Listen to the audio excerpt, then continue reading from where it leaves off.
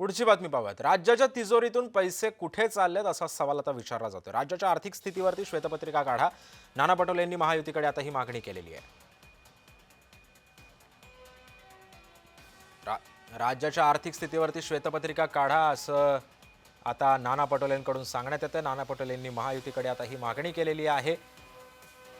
राज्यातल्या तिजोरीतले पैसे चालले तरी कुठे असा सवाल सुद्धा नाना पटोले यांनी उपस्थित केलाय।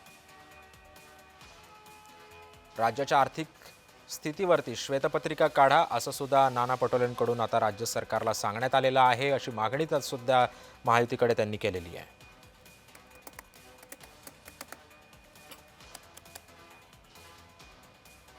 राज्यातल्या तिजोरीतले पैसे नेमके चालले तरी कुठे असा सवाल जो आहे तो नाना पटोलेंनी महायुती सरकारला विचारलेला आहे।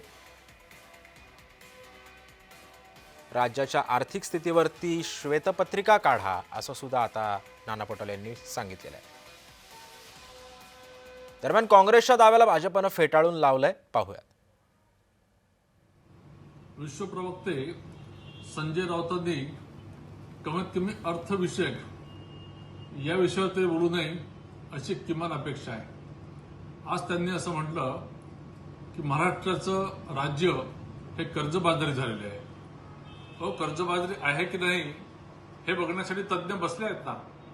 आपल्या राज्याचा जो जीडीपी असतो त्याच्या 25% कर्ज घेणं हे सेफ आहे।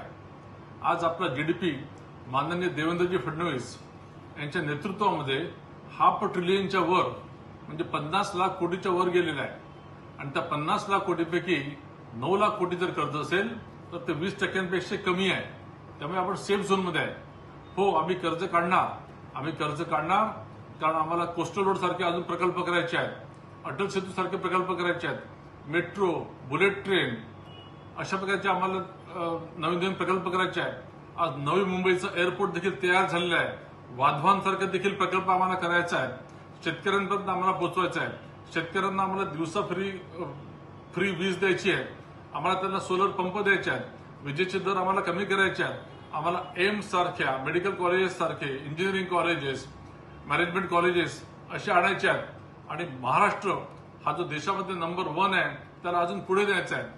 कर्ज जरी काढत असलो तरी आज एफडीआयचा दर काय हो, फॉरेन डायरेक्ट इन्व्हेस्टमेंटमध्ये महाराष्ट्र हा नंबर 1 आहे।